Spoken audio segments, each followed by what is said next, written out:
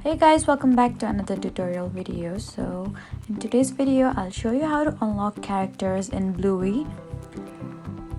First, open Bluey Let's Play and make sure the game is updated to the latest version. Then check the game's character or customization section to see which characters are currently available. Some characters may become available through normal gameplay, events, updates, or other in-game activities. Then look for any rewards or activities that specifically mention unlocking characters.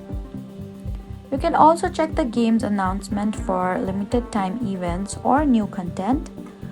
If a character is marked as paid content, then there isn't a legitimate secret code that unlocks it for free.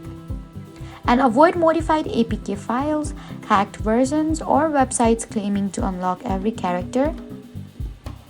Also, don't give your account information to websites promising free characters, because the safest approach is to use the game's official unlock methods and take advantage of any characters or rewards provided for free.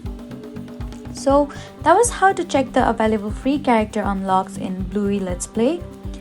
So that was it for the video. Please do not forget to like, comment and subscribe for more helpful tutorials. Thank you for watching.